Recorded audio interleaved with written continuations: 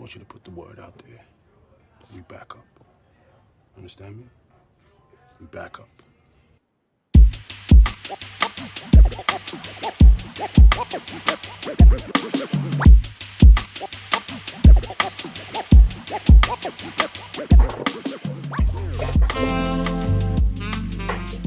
What is up, Devy faithful?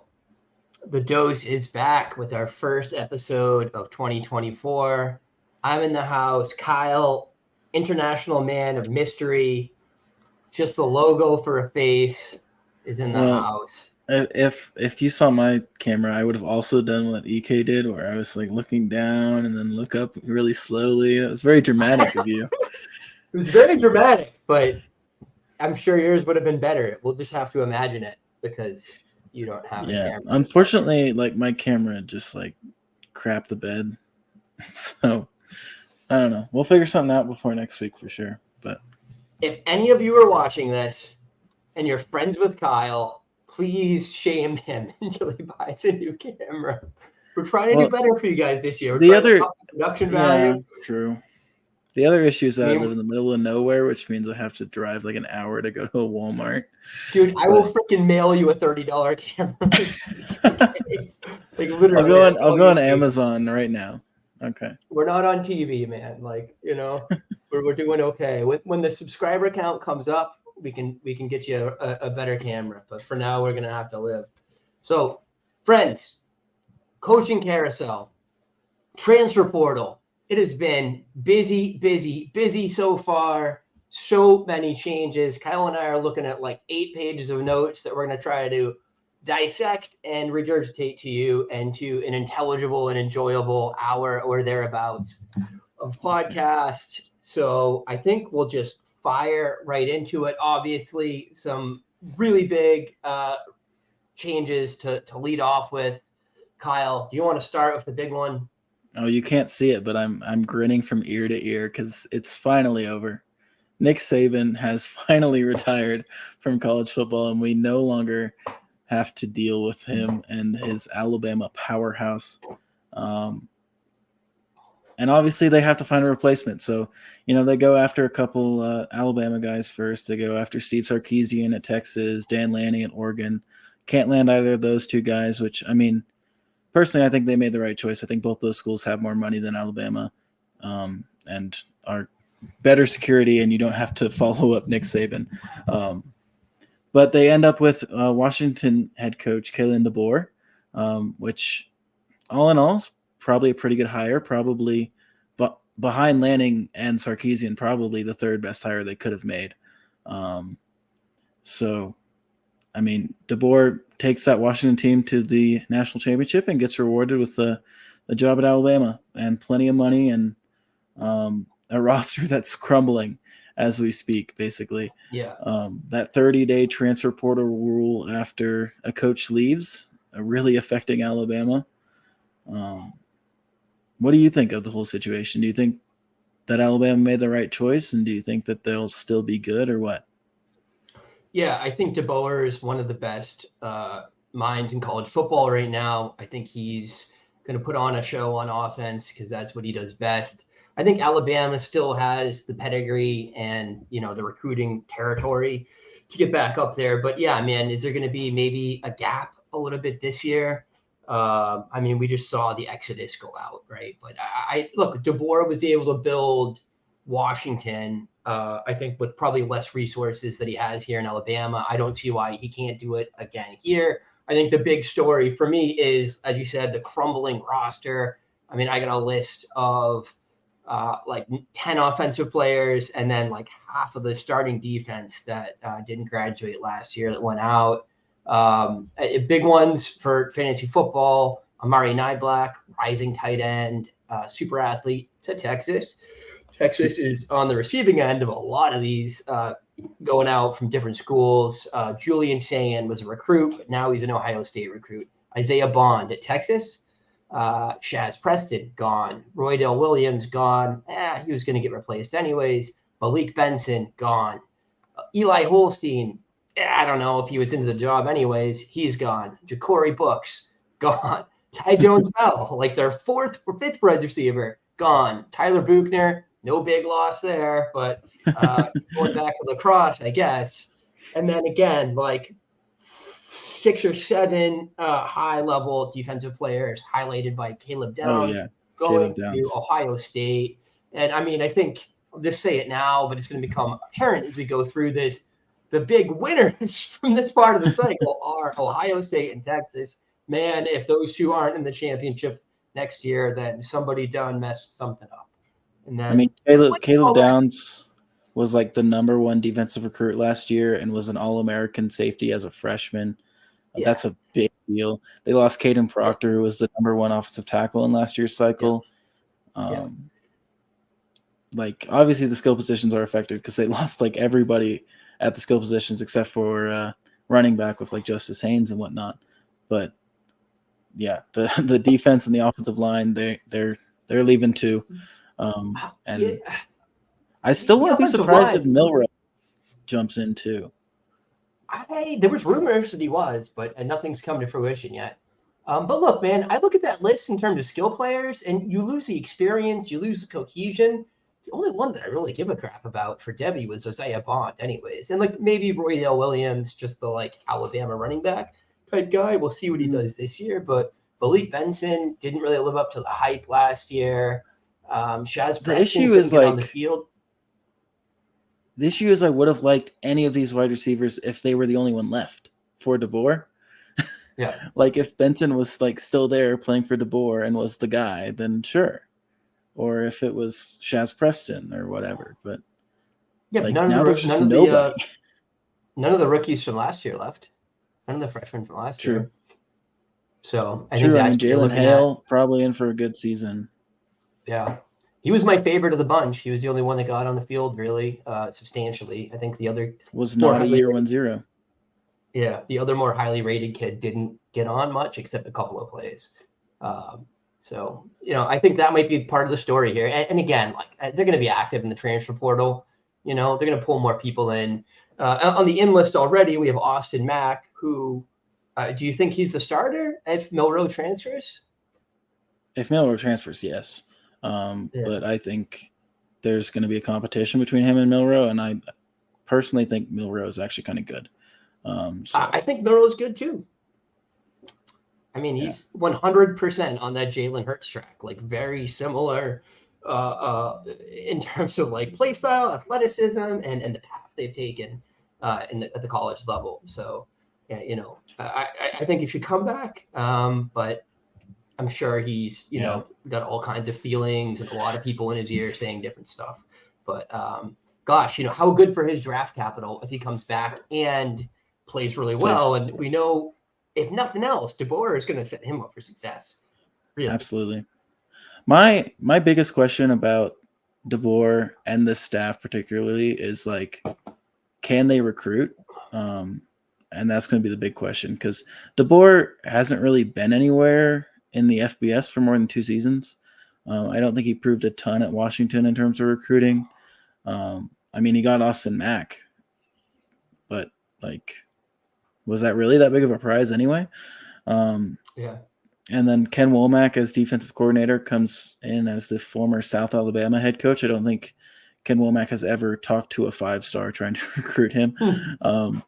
And then I think their other defensive guy they brought in was the head coach at Buffalo. So like another guy who maybe doesn't have a big recruiting pedigree. Of course, Kalen DeBoer has never really coached in the South. So that's another thing that kind of is a big deal at Alabama. It'll be interesting to see.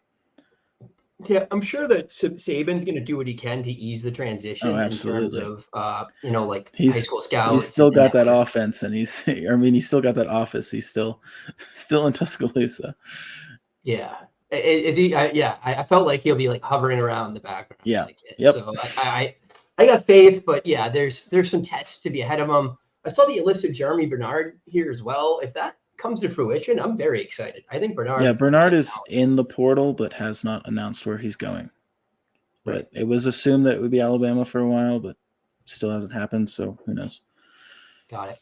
All right. So let's talk about the flip side of this. So Washington obviously losing the guy that took them, from a program over a couple of years to be, in the national title game, is gone. And yet they replace him with another rising star in college football, Jed Fish.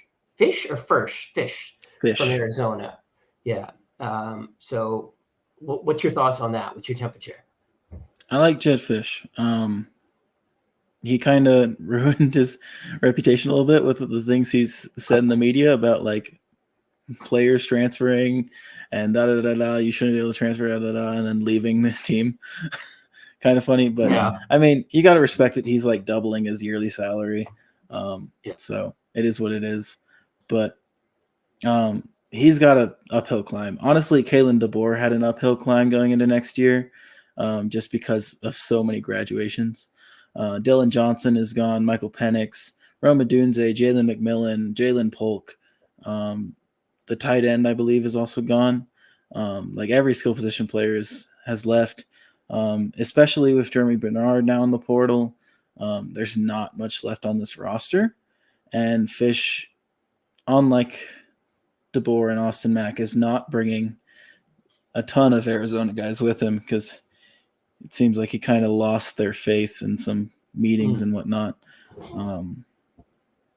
So they'll have an uphill climb, but I do think Fish is a good coach. I think he can get this team there eventually, but it is going to be tough in the Big Ten. Yeah, I do have kind of like the notion that some of the players that are going back might sit in some meetings with the new coach at Arizona and then kind of come out in the later window if it looks like Fish is doing it at Washington. I don't know. Fafita and Tet were pretty clear that they were pissed off at Jed and they have unfinished business at Arizona. Gosh, those are the two I care about, man. Really, you give me those two, and they're going to connect for 1,200 plus yards next year. And, and they recruited some wide receiver talent last year too. It just didn't get on the board. But and then there was a tight end there that started to come on at the end of the year, right? Keon Burnett? Yeah. He's in the portal. He could go to Washington. Could happen. Oh, yeah. That'd be kind of exciting, man. I would love that. The other guy I did care about at Arizona actually did end up at Washington, and that's Jonah Coleman, the running back. Really came on once Michael Wiley got hurt, and had a great end of the season last year. So I expect him to do some damage at Washington next year. And they also bring in 4-star quarterback DeMond Williams, who was an early enrollee at Arizona this year and transfers following Jed Fish. Looks like a couple other guys will do that same thing where they early enrolled and are now transferring, but they're not offensive skill position players, so they don't matter to me. Yeah, right. Jonah Coleman's good, man. One of our Devy friends on Twitter was touting him as a top 5 running back returning in college football. I don't think that's a crazy thing to say. I didn't watch a lot of his film, but man, he produced like a monster. And then he's a bit like Bucky Irving in the fact that he's kind of smaller and faster and fun like that. Yeah. And I will be very interested in Jeremiah Hunter because he played pretty well at Cal. I think he regressed a little bit this year from his best season, but he's a stud, man. So if he's the only guy there next year, then watch out. Could be productive as long as they get someone competent in a quarterback, which they will. They will for sure. Well, speaking of only guys and quarterbacks, DeMond Williams is like the only quarterback on that roster. And I think he's kind of good. I was impressed by his high school film. I mean, he's very similar to Fafita in the fact that he's shorter. Fish definitely has a type. He likes his quarterbacks a little short for some reason, but it's worked for him, whether it be Delora or Fafita. So hopefully it works for DeMond Williams. And I think, honestly, he's almost a level of talent where I would expect him to have a good freshman season. So interesting. Could be an interesting guy. Well, he's got a couple of veteran skill players there, might be set up for success. They'll bring a vet in the portal though, for sure. But absolutely. It could be someone that's a competition and not, a foregone conclusion that they got the job. So Arizona, I don't think there's a ton of foregone conclusions left. So yeah, That's true. Yeah. So Arizona, I think, is the big loser here for sure, right? I mean, Brett Brennan from San Jose State, where he had a 7-6 record last year, is Fisch's replacement. San Jose State had a good offense, 31.8 points per game. I mean, it was Cordiero, Elijah Cooks, Kyrie Robinson, Quali Conley. He's an offensive coach. He was a wide receiver coach. He's coached Brandon Cooks to a Biletnikoff season. So I'm interested, right? But you just feel like we talked about it being a little bit of an uphill battle for Fisch. I mean, this guy he's looking at some steps in front of him for sure. I like Brennan honestly. And I definitely like this for CFF. I think the guys that are staying there that we kind of worried about, like maybe they won't work without Fisch, I think they'll be fine. I think Noah Fafita, I think Ted McMillan will be fine. And I think this offense will continue to produce. I think the running back position is going to be one to watch because like San Jose State just ran over teams last year. I mean, if I remember right, I think Kyrie Robinson had 1,000 yards and Quali Conley had like 800 just rushing. So they're likely to still have a very similar system where they throw the ball and air it out and get some chunk plays in the air and run the ball well the rest of the time. So I like this offense next year, and I like especially in the Big 12. I think those defenses are a little suspect at times. So who is the backup for Coleman? It was Tevin White. Was he the second stringer there last year? Well, it was Michael Wiley was the first stringer, but he's graduated. Right. Tevin White is Arizona State. Oh, okay. I'm getting them confused. There was someone else in Arizona that was younger that was behind them, but I don't want to get stuck on it, but let you look it up. I will look for you. Keep talking. Yeah. I'll start talking about A&M. A&M's another program with just sweeping changes. And we really wanted to start off with the guys, the teams that are like perennial, championship contenders here first. We do think A&M's kind of in that tier. They've, not been dominant the past couple of seasons, but they certainly have the heritage and the pedigree there. So Mike Elko is the new head coach of Texas A&M. He came from Duke. Jimbo out. The writing's been on the wall for a while with that one. So I don't think anyone's shocked. So Elko put some good teams out there at Duke behind Riley Leonard. I mean, and they ran the ball, really effective running scheme.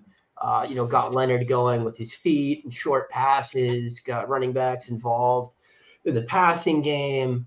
And then they also brought in a new OC, Colin Klein from K-State. And I think that's very interesting. He's put together some good offenses there too. So I think A&M is really trying to flip the script and just have, they know the offense has not been what it should be. They know it's detracting from recruits on the offensive side of the ball. I think they want to do something different. So I'm excited. I don't know if Elko is going to have as much success recruiting in the SEC or have, be able to get the guys he needs to compete on that level. But I think Klein is a step in the right direction for them for sure. What's your thought, Kyle?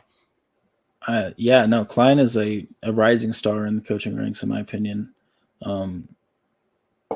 He's a guy who's had some head coach offers, I believe, some G5 offers, and just wanted to save his alma mater at Kansas State, but ends up taking this opportunity because it is a very big opportunity to go coach in the SEC.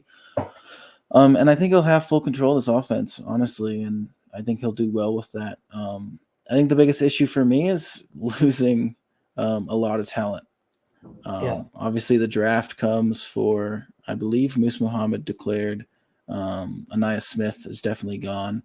And then Evan Stewart ends up transferring to Oregon. In my opinion, that was the biggest skill position transfer of the cycle. So that's a huge loss for A&M. And then they lose backup quarterback Max Johnson and his brother starting tight end Jake Johnson to North Carolina. And and they lose a handful of defensive guys, a handful of linemen, but the biggest one being defensive tackle Walter Nolan, who goes to Ole Miss. He was the number 1 recruit in the class of 2021 and has been very solid, and will definitely be a huge loss for their true football hopes, not their fantasy hopes, but their true football hopes. And then they didn't, to their credit, they did bring in some guys, at least one guy that I kind of like, and that is wide receiver Cyrus Allen from Louisiana Tech. I think he's a talented guy. Stands to be seen if he's an SEC talent, but I do think he was good at Louisiana Tech, so I think there's an opportunity for him there. They also bring in wide receiver Jabari Barber from Troy, who had a couple good games last season. I think he's a little interesting. Tight end Garrett Miller comes in from Purdue, and running back E.J. Smith comes in from Stanford, who's, been somebody that we've liked, but has hardly seen the field in his 4 years in college. So, yeah, definitely a disappointment for what we've, invested in him and the hopes we've had. Look, I think Cyrus Allen is legit. I haven't studied his film that much, but he's a deep threat. He's like a high yards per attempt guy, really like ADOT downfield, but also really fast too. And I think he's got some ability as a route runner and things. So that's kind of exciting. And then also on that note, I mean, Noah Thomas was breaking out last year.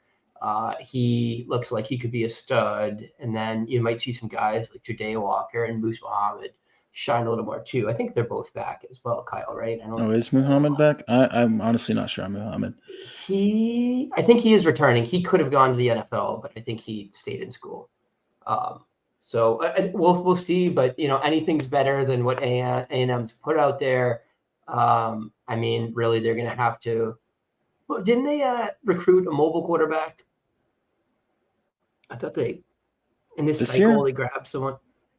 In this cycle? No. Yeah, I don't know. Last year, maybe. Last year, yes, but he's not. Wegman's going to come back, right? Yeah. Right. I was like, what are you saying? They definitely have a quarterback that we think is like top 5 in talent. So hopefully Klein can unlock. Hopefully Colin Klein can unlock. Yeah. We're hoping Colin Klein can unlock that upper echelon of what we think Connor Wegman can be. Because I know we both like him. So yeah, he's talented. So you want to just blast through the rest of the star teams, even though they don't have head coach changes? Sure. We'll move on across the same state to the other state school in Texas.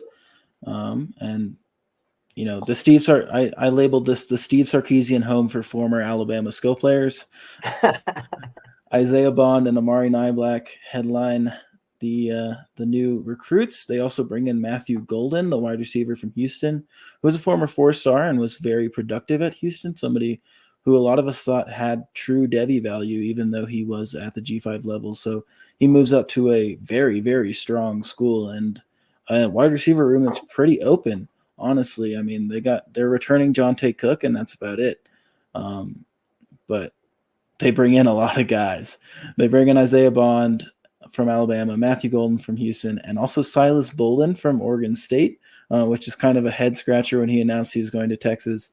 Definitely seems like a guy who's going to end up on the outside looking in next spring and could possibly jump right back in the portal during spring, but we'll see.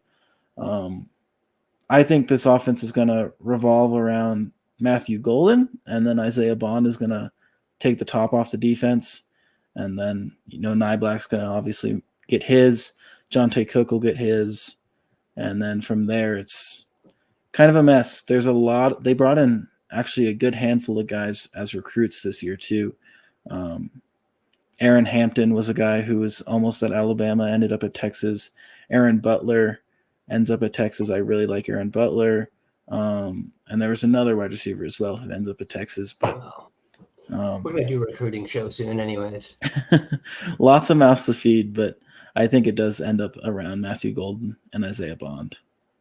Yeah, I like Jonte Cook. I'm disappointed by him not breaking out more last year, but I think he might be the most talented of those three. But obviously Golden's done more, Bond's done more so far, so we'll see how that shakes out. But I'm still hoping that Cook crushes this next year. So on to the next big winner in the portal cycle here. Ohio State just absolutely loading up. And Quinshon Judkins is the headliner and probably the other biggest portal skill position change this year. Did Travion wind up? He didn't, right? He's coming back. He right? did not declare. From a true football perspective, like Ohio State won the offseason. Yeah. They are by far the national title favorites right now, in my opinion. Yeah. You probably have the two best running backs in college football, right? Like I think we'd probably all agree. Maybe Singleton, but yeah. Right. But I don't. Yeah, sure. These two have done more than Singleton has for sure. And then obviously Julian Sayin flipped 5-star quarterback.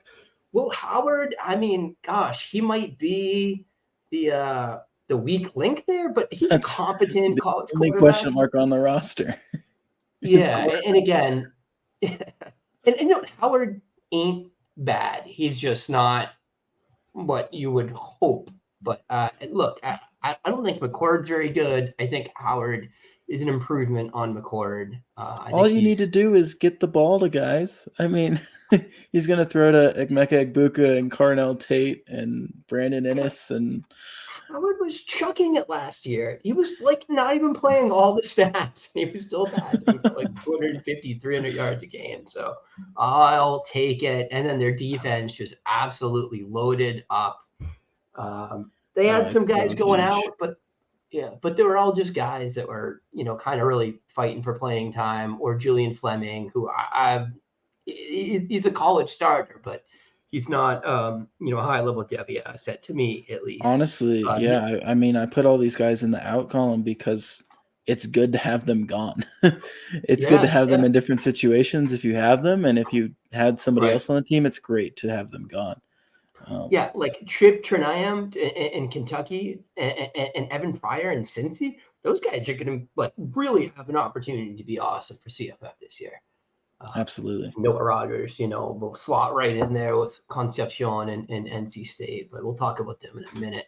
So Georgia, another big portal winner to me. I mean, probably the other biggest running back name that shifted, I think. Well, maybe Rocket, but Trevor Etienne. I think is high on everyone's Devy boards at this point. And to get to see him be the featured guy in a Georgia offense is just exactly what you want to see from your Devy back. So long as like weird stuff doesn't happen, right? And somehow it's not Etienne, because weird stuff happens at the backfield of Georgia sometimes. But I think we all think he's the guy above Roderick, above Branson, above whatever other, 4 stars are on that roster. Yeah, absolutely. I'm excited about Etienne in Georgia. I mean, as excited as I can be hating Georgia, but for fantasy purposes, it's good. He's going to blow up, and they also bring in a ton of receiving help because they lose Brock Bowers, they lose Lad McConkey. All that's kind of left is Dominic Lovett and a bunch of 4 and 5 stars that haven't quite proven themselves yet, but obviously have talent. But they bring in some guys who will probably jump them.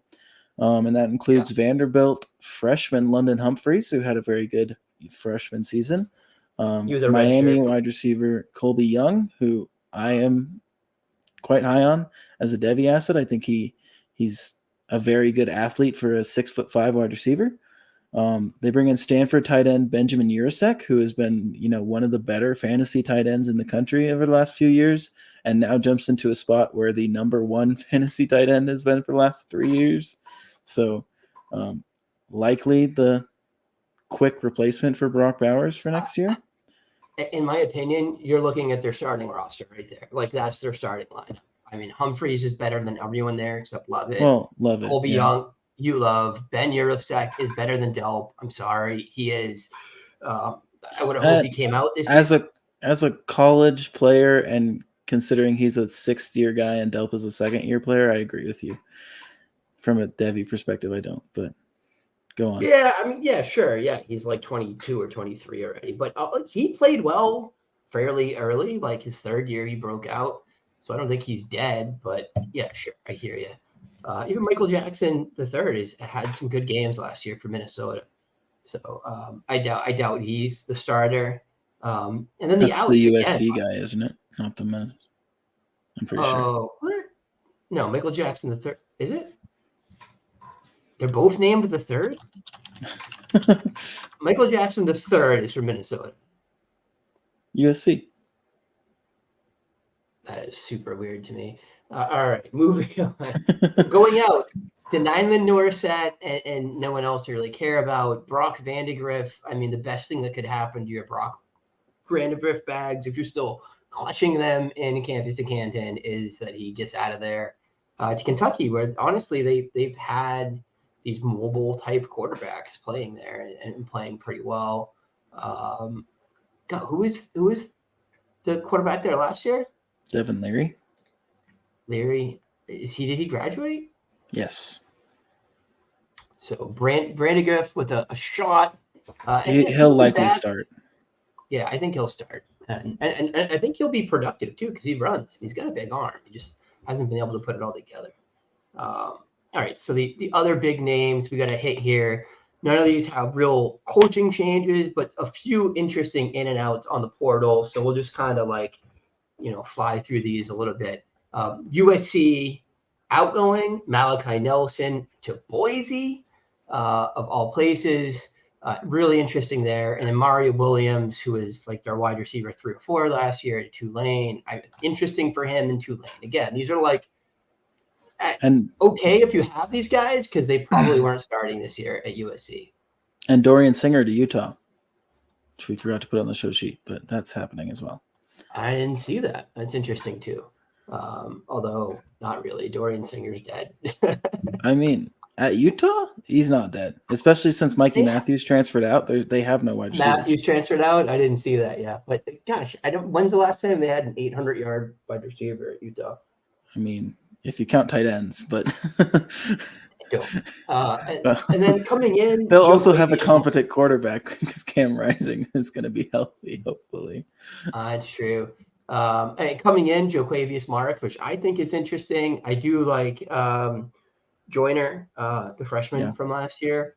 But Joquavius is very much so. God, what was the kid they had 2 years ago that went to the NFL? It was a pass Travis Dye. Yeah, he's very much in the mold of Dye, I think. Maybe a little bit more, a bigger back than Dye was. Travis Dye was very good for fantasy at USC. Very good for fantasy, and I could see Joquavius falling into that, although they do like more of a rotation.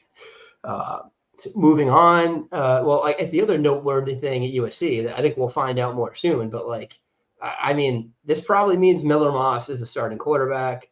They did bring in Jaden Maiava, the freshman from UNLV who took over the job last year.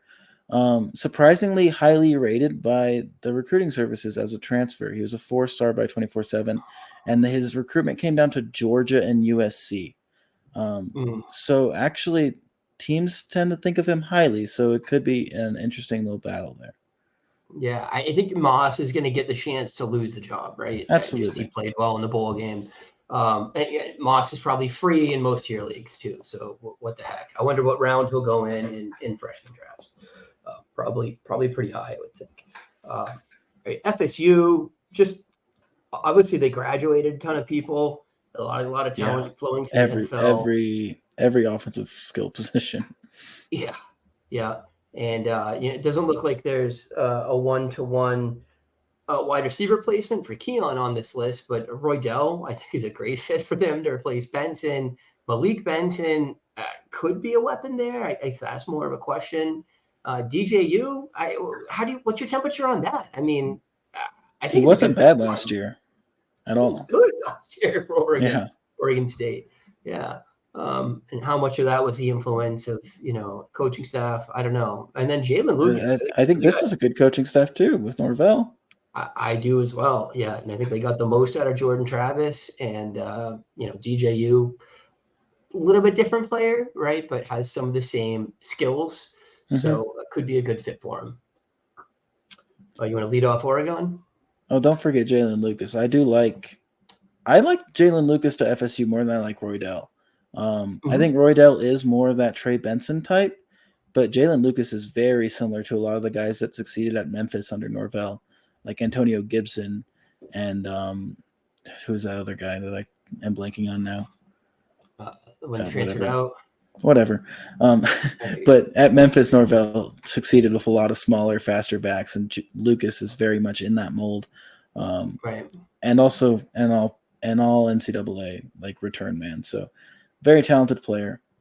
And then Oregon, moving on, they bring in the quarterback of now and the quarterback of the future. They bring in Dylan Gabriel to take over the reins for Bo Nix going into next season. And he has to be out of eligibility after next year, or else college football is broken. So he'll fill the shoes next year. And then they bring in Dante Moore from UCLA as the quarterback of the future. I mean, Dante Moore was the QB2 last cycle. For a lot of us, he was the number 1 quarterback, but ahead of Malachi Nelson. So I think they're set for now and they're set for the future. I really like Gabriel as a college quarterback, despite not really seeing much NFL potential. But they're set. And they also bring in the best wide receiver in the country in Evan Stewart. So, there's no complaints. I mean, Evan Stewart and Tez Johnson are going to be catching balls from Dylan Gabriel next year. And then hopefully we'll get like Jurion Dickey catching balls from Dante Moore. And Dan Lanning is really building something up there. Yeah, and it was a deep wide receiver room too. I mean, it goes past Tez and Stewart, but I do agree that they're going to be the 1 and the 2 there. I think it might be a competition. Moore is definitely more talented than Gabriel, but I'm sure they do want a steady presence at the helm, and Moore wasn't. Gabriel almost won the Heisman last year. If he didn't fall apart, if him and Oklahoma didn't fall apart at the end of the season, he is in New York for the Heisman Trophy presentation. Fair. He's a very, very good college quarterback. I'm not sure there's much of and Moore had to have known because Gabriel was already committed. So, I mean, I'm expecting that Moore knew that Moore wants to sit out a year and learn. Yeah, is my expectation. So, he's probably watching what Bo Nix just did in the past 2 years, and Bo Nix getting mocked as a first rounder now by the draft Knicks. I'm sure Dante Moore is like, I will sit for that. And he should probably, right? Okay, so we got another segment here, another segment that we deem like moderately interesting for Devy and CFF. So we're going to try to just move a little faster through this one so as not to make this a 90-minute, just words, no pictures for you guys. No one wants to just listen to me. It's great. It's great for the people on Spotify. Yeah, right. So, all right, and there is a ton of coaching changes here. We're not going to spend too much time on them. We'll give you the Cliff Notes version. So, Mississippi State, Jeff Lebby, the new head coach, replacing Zach Arnett there, who obviously replaced Leach right when he passed. He was the OC at Ole Miss, UCF, and most recently Oklahoma. Right, Kyle? It was his last stop. So. Pretty exciting, man. Jackson Arnold and Dylan Gabriel both looked awesome. They spread the ball around. Everything was firing in that Oklahoma offense. So if you're telling me that Mississippi State can build towards something like that there, I'm very excited. My fear is that they just don't have the roster to compete in the SEC right now. So he's really going to have to pull some miracles on the recruiting trail. To turn them into, Oklahoma East, but I don't know. What's your temperature on this? I love Jeff Lebby. You mentioned Arnold and Gabriel, but he also coached Matt Corral at Ole Miss, and before that, Mackenzie Milton at UCF. So he's just had extremely good quarterback play because he coaches a very quarterback-friendly system. It's not a pro-style system at all, quite frankly. But it is very, very prolific at the NCAA level. So I love this hire. He does tend to spread the ball out a little bit with the wide receiver position, so I'm not super stoked on that. But the running backs have been good for a few years now. So I do like the quarterback and running back position for under Lebby, and I do think this is a step in the right direction for Mississippi State, albeit an uphill battle with a very lonesome roster there. Yeah, but season. What's new for Mississippi State fans, right? That's been the story as long as I've been watching. All right, so Michigan State, Tucker out, obviously. Jonathan Smith their new head coach. He built the program at Oregon State. Made DJU look awesome last year, and really had that offense humming. I mean, Oregon State was a good team last year. Workhorse usage at RB. So if he kind of replicates that, I think we can be excited for this offense. Brings Aiden Chiles with him. We're all excited for that. We think Chiles is legit, at least for college, if not as a real Devy talent. Wide receiver TJ Sheffield, Jack Velling came along with him. Sheffield from Purdue, but they lost just everyone else. The rest of the wide receiver room, quarterback room, which is good if you're a Chiles bag holder. Wide receiver Tyrell Henry, who was useful last year. Malik Carr, he's got to be a 6th-year player too. So, what do you think about Jonathan Smith? Are you excited there? I think this is another program that made a good move. I think Jonathan Smith's a good head coach and will continue to be. And I think Chiles is going to light it up. And looking ahead at tight end, I think Jack Velling is a serious value going into next year for CFF. Got it. I couldn't place the name, but yeah, he broke out last year for Oregon State, and he was very good. So he's still kind of a sneaky guy. He's probably rostered, but I bet he's probably acquirable still because he hasn't, Sure. He's not like a top 10 Devy asset or anything. And I think in limited waivers, he's probably still available. Yeah. Because he was not drafted, but he was definitely picked up if you had right. We were talking about him midway through the season, but you're right. And if you had 2 claims a year, neither one of them was Jack Velling, right? Yeah. All right. So Syracuse, Fran Brown replaces Dino Barbers. He was a defensive coach. He's currently ranked as the top recruiter in the nation, which is kind of mind-blowing to me. I don't really know what the context for that is, but God, maybe it's turning a new leaf for Syracuse. They got some guys in the portal, Kyle McCord, Zeed Haynes from UGA, Jackson Meeks from UGA, couple of wide receivers there that didn't see the field much. What matters to us is LaQuinn Allen and Aranda Gadsden are both there. Can McCord get them the ball? We'll see. What do you think? I think McCord is a good ACC quarterback. Okay, I'm gonna hold out a little bit of hope.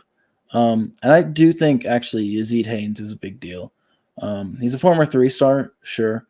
But he was one of those guys who just like spring practice at Georgia every year, the last 2 years, and got some good reviews at both times. So I think he actually has some talent. He doesn't have Georgia talent. That's fair. Not many people do, but I think he definitely has Syracuse talent, and I think he'll make a splash. Yeah.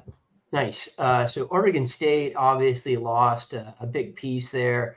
Trent Bray is taking over. He was the DC last year. The offensive coordinator appears not to have changed. I couldn't find confirmation. Damian Martinez is still there, but their quarterback room is gone. Incoming, they have Idaho QB Gavani McCoy and former 4-star Mizzou quarterback Gabari Johnson. Added Jam Griffin from Ole Miss. Lost all their pass catchers that were relevant, but really they were a running first team anyways. Bolden had a good season, but any notes on Oregon State?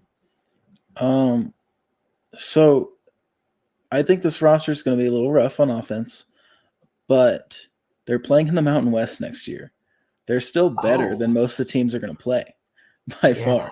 So I'm interested in who wins this quarterback battle because both these guys can run.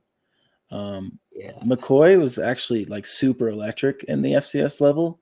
In terms of FCS guys, he'd probably be like my QB2 from the portal. So I do like McCoy if he starts, and I do like Gabari Johnson if he starts. I liked him as a recruit going to Missouri last year. Obviously not going to get that chance with the Tigers, but very athletic from the Washington area, so it makes sense to go back home. Interesting. And Damian Martinez for 1,000,000 yards if he's just closing out games. So that's good. I'm a fan of his. Look, I think Indiana is one of the more interesting teams here, and it's the first time I've ever said that in my life.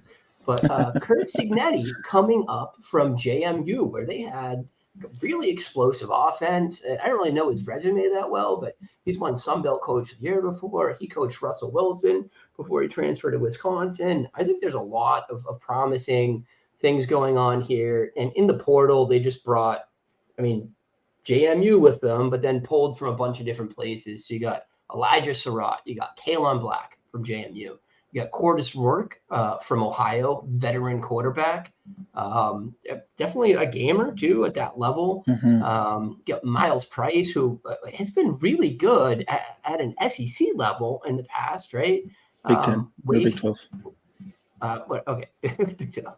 Wake RB Justice Ellison, who was he was the one that was good last year, right? Like one of them was. He was the one that was good for a couple of games when the other guy got hurt, and then they didn't stick with them.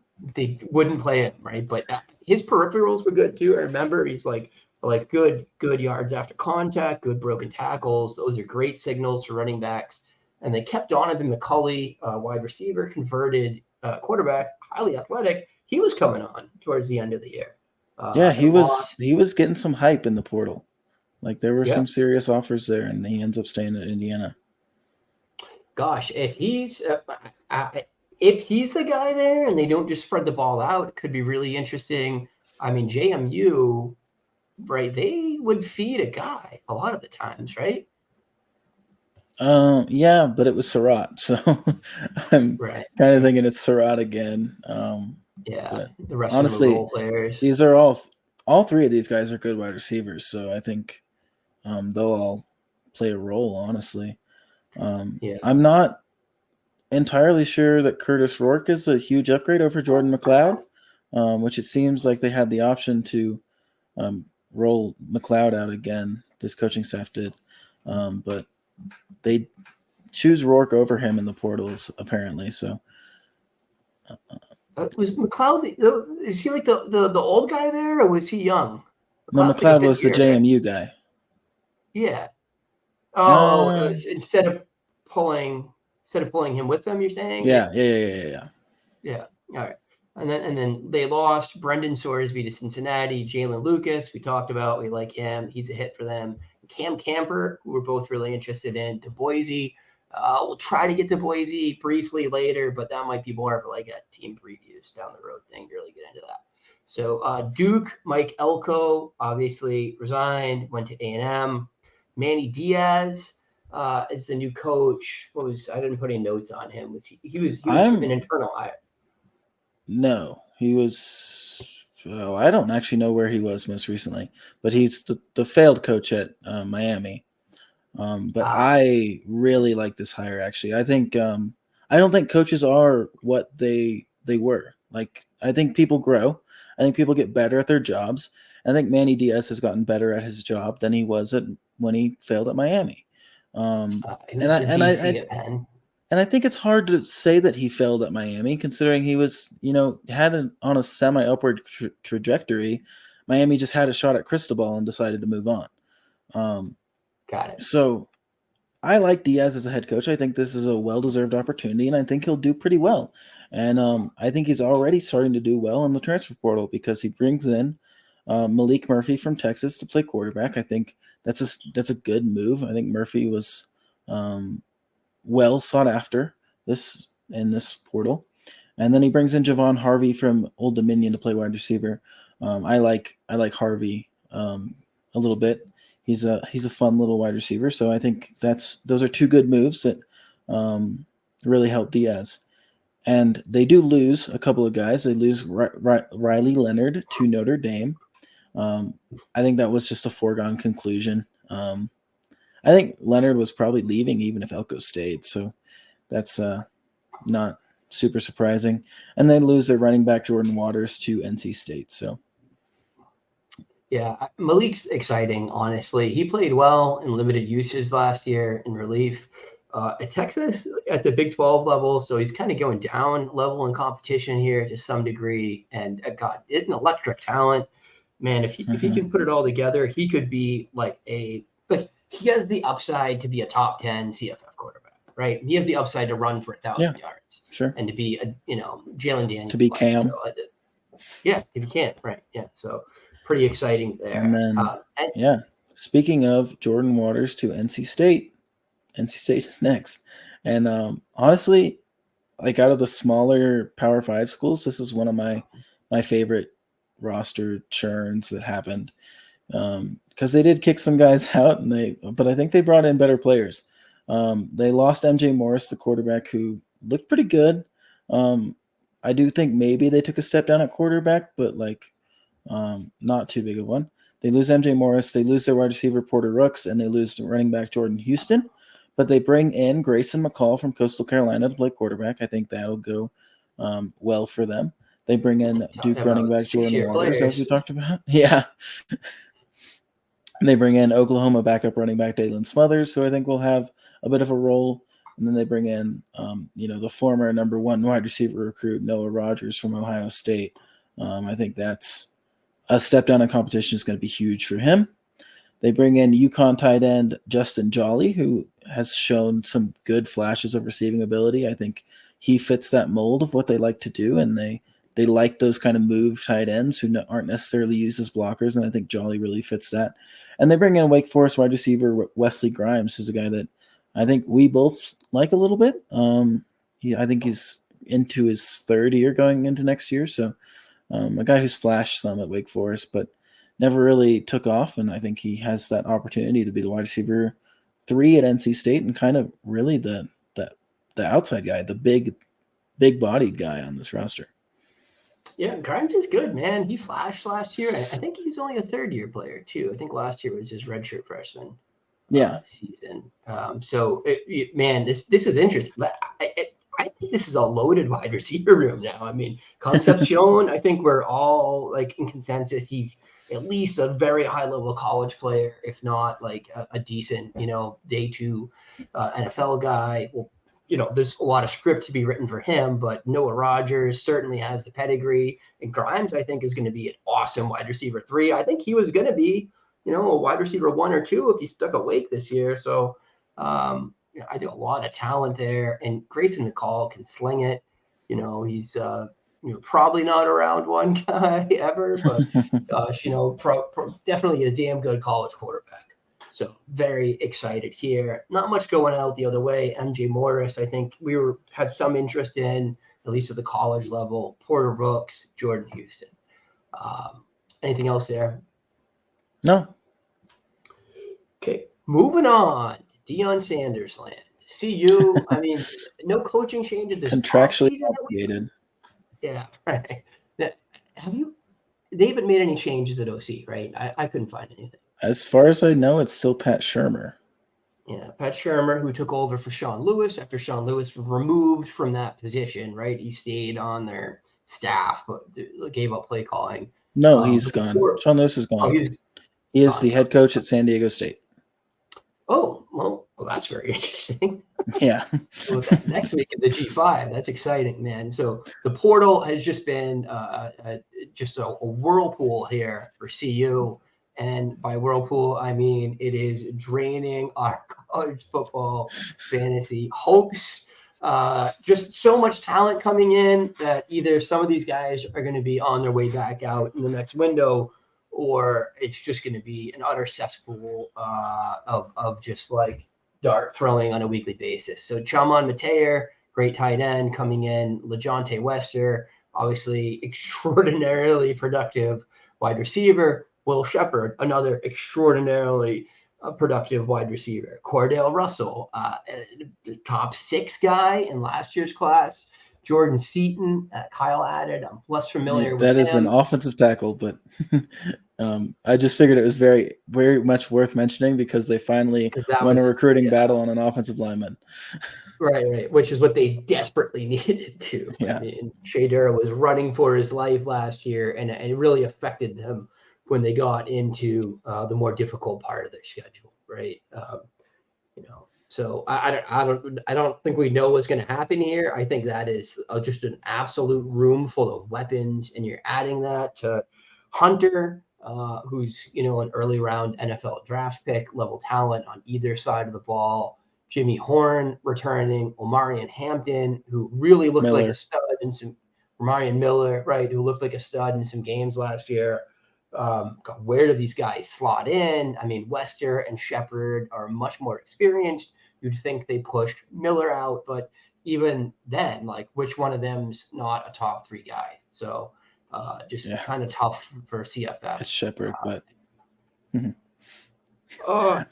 I mean, my projection at this point is like Hunter is the downfield outside guy, Wester is the underneath guy, and then Horn is like intermediate, kind of just all right, and then Shepard comes in for Hunter when Hunter is tired from playing both sides. Yeah, it could wind up that Wester bumps Horn too, and Shepard and Hunter are deep guys, because I mean Shepard definitely is a good field stretcher, and he's definitely a goal line guy too, just a touchdown machine, even on garbage offenses. So God, I would love for him to go somewhere else. He was going to be the guy, maybe at a lower level of competition, but not in the cards for us. Okay, we're going to try to get through. I would have loved if LeJohntay Wester was still at FAU. I know, right? Gosh, I mean, I think we all thought he was going to go to the draft after that season, but this doesn't make sense for him for the draft at all. I don't think. There's a lot of other programs he could have gone to where he would have got a guaranteed featured role. Yeah. All right, we'll try to sketch through a few other programs here. We are going to try to keep it tight, unlike what we usually deliver to you guys.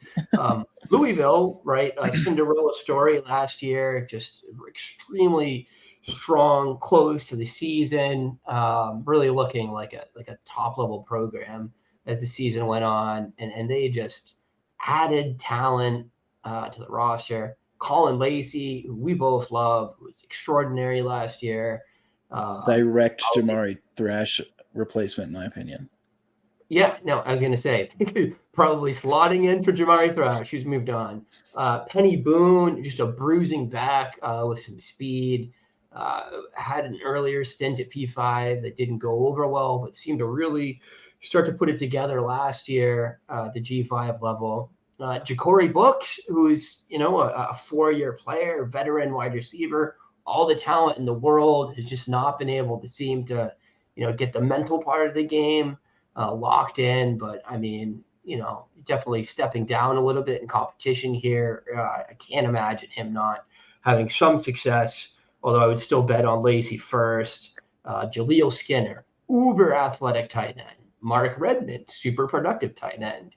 And then Texas Tech QB Tyler Show, really just a ton of talent coming in.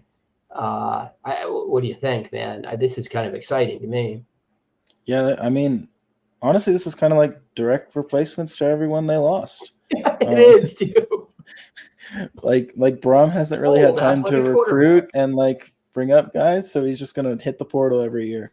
And to his credit, I think they also did well on the defensive side in the portal. They brought in Tyler Barron, who was a defensive end at Tennessee, who was, like 4th in the SEC in sacks last year. So he's really good. They brought in Tamarian McDonald, a safety who's also pretty good. So I think Louisville's in a prime spot to contend in the ACC again, especially considering didn't see a ton of improvements from Clemson, and I think Florida State has probably lost a step compared to last year. So, they're in a prime spot. If it winds up being Brooks and not Lacey this year, like, we're all going to cry. All of us have Lacey bags, and we're all like anti-Brooks. I traded them away last year. We've all dropped Ja'Cory Brooks. Yeah. So just watch the 4th-year breakout happen. So Miami, Florida, I think some interesting goings on there. Cameron Ward transferring from Washington State, where he had a successful season. Where he almost entered the draft. He was entered the draft and then immediately was told he was a big dum-dum. And he needs to go no. I mean, it sounded like he like almost stayed in the draft. Like he would have gotten drafted probably like 3rd round. But yeah, sure. Yeah, I don't know. I think he did make the right decision for sure to go to Miami.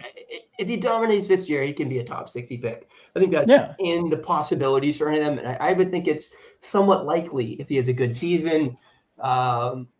we'll see. Definitely the best quarterback they've had there since Richardson left.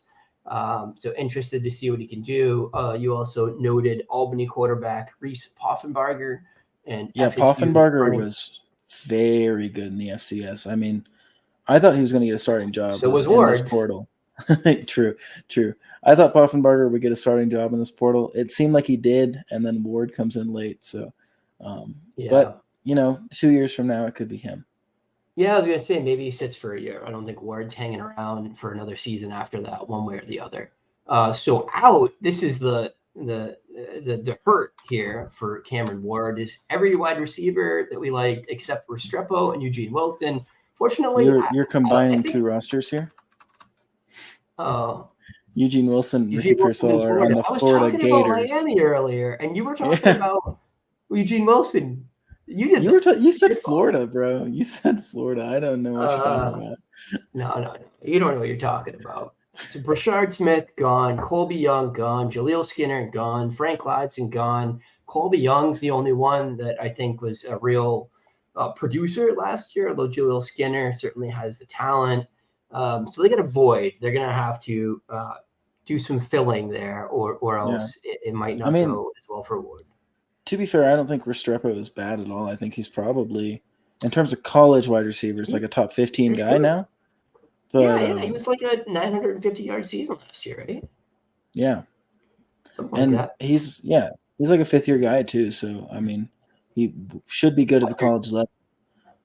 But they do need losing a lot of production with Colby Young. Even if it wasn't 1,000 yards, he was a player. He obviously took defensive attention his way. I mean, a lot of you all think he's an NFL guy, so I think they're going to need to find who the wide receiver 2 is there to complement Restrepo. Yeah, because they lose wide receiver 2, 3, and 4. So tough scene. All right, so one more team we want to hit on quickly. Notre Dame, as we mentioned earlier, Riley Leonard is the successor to Sam Hartman there, and that makes all the sense in the world to me. They also drew in wide receiver Bo Collins, who I would argue, him maybe Greathouse is instantly the most talented wide receiver on the field for them. I think Bo is good, and he played really well last year at times for Clemson. Not like the game-changing, dominating guy, but certainly a really solid receiver, moves really well for a big guy. And then FIU wide receiver Chris. What do you say? I said technically sound. Technically sound. I just a little bit of the AD Mitchell, but just not as explosive. But in terms of big guy that can also move well and separate. So and wide receiver Chris Mitchell from FIU. He's been a baller. We'll see if he can really adjust his game to the higher level play here. And then out, just an exodus from the wide receiver room. I saw Merriweather, but Flores, all those guys. I think Colsey. Yeah. So I don't know. I don't think they're really going to be that different functionally. And I do think Greathouse, Collins, and the tight end there are probably a pretty good trio of skill position. Yeah, probably a pretty good skill position group for Riley Leonard to extend his success from last year. So if you want to take other dudes. Sure. We'll fly. We briefly mentioned it when we talked about Ohio State, but Chip Trayanum going to Kentucky, I think that's a really big deal. Ray Davis was very good in that offense last year, and they've been strong at running back for a long time. So I think he'll continue that streak. In the same breath, Brock Vandegrift also going to Kentucky. He'll probably start, like we said. I think that's a pretty big deal. We talked about Miami, but we didn't mention it. Tyler Van Dyke leaves Miami finally, goes to Wisconsin, where he'll be coached by Phil Longo, which, of course, was formerly at UNC for the Sam Howell days. So I do think there's some upside there. Leave, or do you think they're just replacing He's graduated. I don't think he has any eligibility left. Taylon Green, the Boise State quarterback, goes to Arkansas. Surprisingly, you get semi-benched at Boise State, and you get to move to the SEC. So interesting move there. I'm not sure it's going to go super well for them, but he is a little exciting, and I think he'll kill it on the out of conference schedule, but tough sledding on the SEC in the might not SEC go so schedule. well. He's young though. He's young. In the same breath, also going to Arkansas is former Utah running back Jaquindon Jackson, super athlete, very large human being. Could be kind of interesting. I mean, almost a one-to-one replacement of Raheem Sanders. Not quite the athlete, but very close.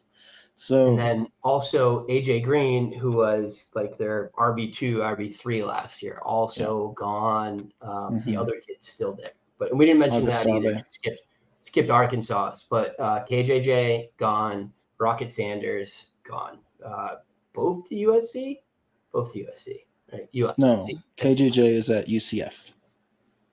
That's right. Dope. Yeah. But we'll talk about that later. Toledo quarterback DeQuan Finn moves up and goes to Baylor. I think that's well deserved. He's had some very good seasons at Toledo, so we'll see if he can succeed in P5. Like we just mentioned, Raheem Sanders goes to South Carolina. Immediate starter there, I'd imagine, as long as he's healthy. So big one there. Cody Schrader graduates from Mizzou. He just had a massive season, I think probably close to 1,400 yards rushing. And they bring in Georgia State running back Marcus Carroll, who was a former SEC recruit as well and was great last season. So that one could be super interesting. They did bring in another running back that was also kind of good. So that's a little concerning that they might go with a two-headed backfield, but I think Marcus Carroll is the favorite going forward. Obviously, Ole Miss loses their running back Quinshon Judkins to Ohio State, and they bring in LSU running back Logan Diggs, who's now on his third Power 5 school after starting at Penn State. So did well at all of them.